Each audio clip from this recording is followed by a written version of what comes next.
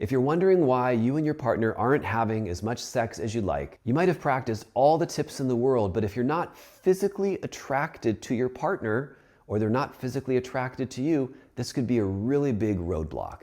And I know this is a sensitive subject. It's not easy for any of us to talk about how we look or how we think our partner looks, at least not directly to them. But I think if you want to make a difference or an impact in your relationship, at the very least, one of the things that we have to think about and decide what to do about is how we feel about ourselves, sexually and intimately speaking, in terms of how we look and how we feel, and how we feel towards our partner, our husband, our wife, in terms of how they look and smell and taste. Are we drawn to them? It's a hard subject, but let's dive into it. Many of us are in relationship. We have families, children, husbands, wives. Some of us aren't even in a position to ask ourselves this question, but I still think it bears thinking about because there are things that we can do to actually change it. Now, before you run off and ask your partner these questions, or even worse, tell your partner how you feel about them, if you feel anything less than stellar, let's have a little chat about it. When it comes to physical attraction, I think we're looking at a few aspects, and some of these aspects are more important to men and more important to women. Now, for a long time, we've been under the impression that men only are physically focused. We care about all this and we care about this, and that's it. And women care about all the other things like, is he a good guy? And what does he do for a living? And how does he treat the waiter and waitress? And many of those things do matter, but I'm of the opinion, after doing this for nearly a decade, that women absolutely care about physicality almost as much, if not more so, than men do. There's just a little caveat that as men works in our favor.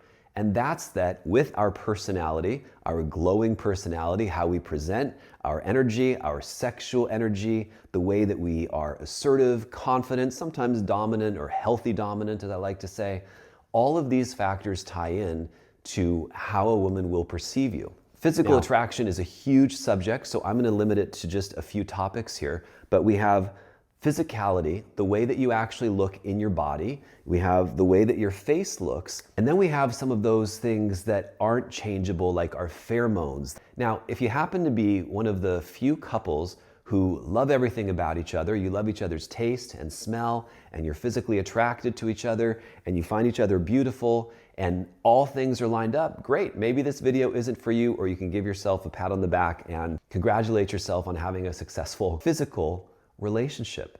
But for many of us who are already taken, we don't have the luxury of being able to say, well, I'm no longer attracted to this, or this doesn't work for me, or all of these things line up, but there are a few that don't. And in every relationship, there is, of course, give and take. None of us are perfect. I'm not suggesting I've got all the perfect qualities by any means, but it is possible to change a few parts of our physical appearance. And so many of us, after we get married or after we get into a relationship, we get very comfortable. We put on the baggy sweats, we put on the oversized clothes, we let ourselves go a little bit, we stop going to the gym, taking care of ourselves, exercising, and we eat and eat and eat and eat and eat. And so that's one of the first things that are changeable is if you feel that you're not interacting with your husband or wife in a way that you like, that's not doesn't have the chemistry you used to have and doesn't have the sex appeal you used to have. There are a million reasons why that's happening, but one big one that no one wants to talk about is maybe you or your partner is overweight or underweight, or there's something about your physical size that actually is changeable, that's not something you have to carry with you for the rest of your life, that you could work towards this year. It's the beginning of the year, and I'm by no means telling you that you need to lose weight or gain weight, but if it's important to you, if you feel that you're a size that no longer is attractive to you, when you look at yourself in the mirror, we have to put the work in. And we all know as we get a little older, that gets harder and harder to do.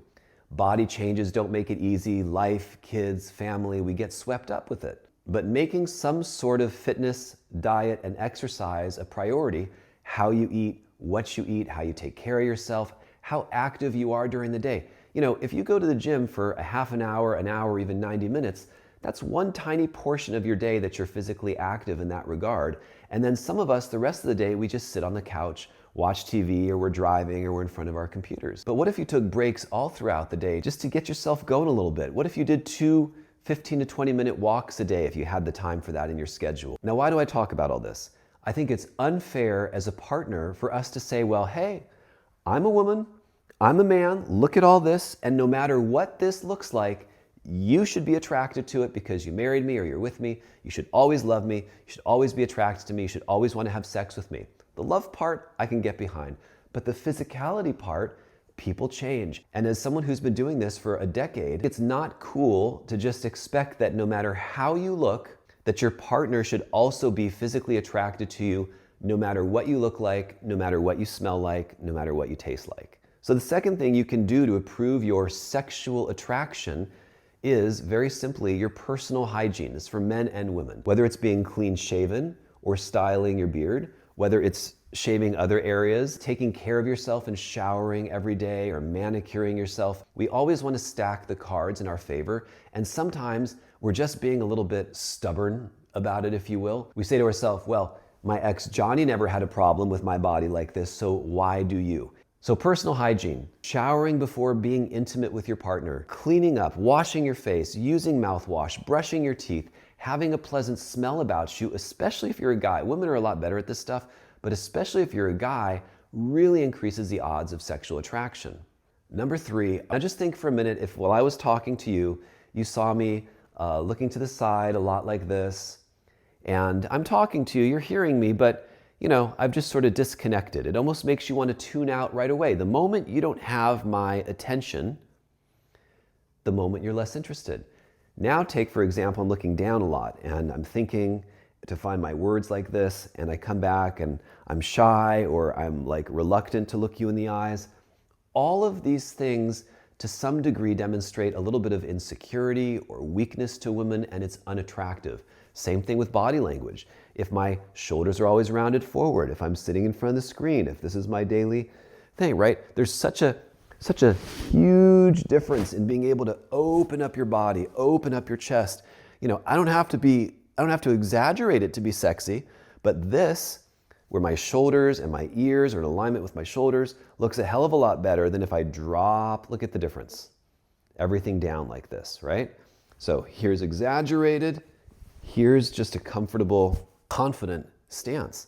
And then an open, energetic face that's like pleasant and nice to listen to. I'm not scowling, I'm not smiling all the time, I'm not pleading and like super careful with what I'm trying to say to you. Women like men who really are what you might call themselves, if themselves lines up with the masculine qualities that tend to be attractive to women, like decisiveness, confidence, assertiveness, projecting your voice, being able to decide what's best for your family, not having to ask your woman what she wants, being able to read her energy, and carrying yourself like this, which, by the way, I think this is one of the reasons why women are so attracted to men when they see their husband or partner out interacting with other people in the world. So they're watching how he's talking to another man or woman at a restaurant or a business meeting or at a social gathering. And when she gets a little distance from him and she sees him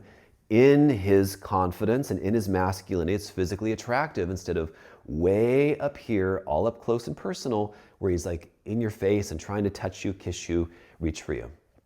Number 4, neediness is not sexually attractive in anyone, and it causes your partner to push you away. Now, when most people hear this, they think, well, I'm just not even going to put myself out there at all because I don't want to be a needy person. I don't want to come off that way. That's not a good idea either. But neediness is, I just need to grab something. I just need to grope something. I might be asking too much permission with my eye contact, my body language. Women, so much more is riding on their beauty. So they're always wondering, how do I look? Am I attractive? Am I wanted? Am I desired? If you as a man are standing kind of here like this and also feeling the same way, it's not attractive to her, frankly, because I think she sees a little bit of herself in that. And I don't want someone who already behaves and has mannerisms like me. I want someone who can handle things and take care of me and be my rock. All right, the 5th way to increase your attractiveness, I think, is one of the most special ways. It's opening your heart, opening your energy. You see, when I'm talking to you, a lot of my gestures are opening. I'm not closed off. I'm not ignoring you. I'm also not trying to be so cocky and arrogant, like I know more than you, or I'm better than you. Now, it can be very sexy to be a man of a few words or a woman of a few words on a spectrum like this. Over here, if you have no words to say, this is not attractive. And over here, if you can't stop talking, this is also not attractive. But somewhere in the middle where you express your feelings, you have an opinion, you take a stand for things, you believe in something, you're decisive, you make decisions, you have thoughts in the world, all of these things can lend themselves to you being more physically attractive. So coming full circle, are you physically attracted to your husband or wife? And if not, if you recognize some qualities in yourself that you can change, that are within your control, why wouldn't you want to do things that help keep you more attractive to your partner? Now listen, I'm well aware that for a lot of us, some things feel impossible to change, or some things feel like maybe it's a 5 or 10 year journey, or for some of us, it's a journey that we don't even want to take, or we've given up in some regard. It's okay. For some of us, exercising just isn't it, and it doesn't do it for us. But whether or not you want to make the adjustments physically, maybe you can make them emotionally. I was giving the guys a lot of tips. Women, I'll give you a couple tips as well. Your openness and your receptiveness, your femininity, your ability to not just let him touch you, but to want him to touch you, makes a huge difference in dating and intimacy. One of the number one things that guys report back to me is that if they're with their wives, we'll use this PVC here as my wife, with their wives, and he reaches out and he touches her, that she is non-responsive. If he touches her again, that or she might pull away or pull back. Now, if she's pulling away and pulling back and is non-responsive, there are reasons for that. But ladies, if you can recognize in yourself that you are doing this sort of like, I don't want to be touched, maybe you need to have a conversation with your husband, let him know why. Is it his breath? Is it his physical appearance? Is it the way he's projecting? Is it because he has facial hair and you can't stand it, or you wish he had a little bit of facial hair? Are there some simple things like that that could really solve it for you? So ladies, it's really about your receptivity. You might not like the way he touches you. You can also let him know. If he's being too careful or feels a little bit like a robot, or it makes you cringe, why don't you let him know, hey, touch me sensually. Hey, come at me a little more confidently, and play with it a little bit. Now, I know some of us feel like you can't say anything to your partner without them freaking out. That's a whole other issue into itself. But saying something to your partner so he knows where he stands, or showing like by you moving towards him instead of away from him, or you feeling like you don't want to be touched all the time, can make a really big difference in your intimate relationship, and him feeling like you find him attractive, which will definitely boost his confidence and make him more likely to interact with you. All right, that's a lot to cover on physicality. I know it's not a comfortable subject. I try to make it as easy to talk about as I can, but whether we like it or not, we have to understand that we are all operating on whether we're physically attracted to the other person or not. Love goes a long way. You might be in love with someone, you might love them no matter what. They might be your ride or die, or your die-hard friend or lover, or whatever it is. But if you're not physically attracted to your partner and you're wondering why you're not having sex with one another, this could be a big reason why. And sometimes, in the right circumstances, in the right context, it's worth talking about. If it's hard for you to talk about these subjects, of course you could come do it through me, and I'm happy to mediate it in a way that makes everyone feel safe and comfortable, or as much as you can in a situation where you're talking about your physicality, your appearance. These things aren't easy to talk about. In any case, if you're liking or loving this content, please drop a comment to let me know what you think. Like the video, subscribe to the podcast. It always makes a huge difference. If you want to learn more about me, check out closeness.com or intimacycoach.com, and I'll catch you in the next video.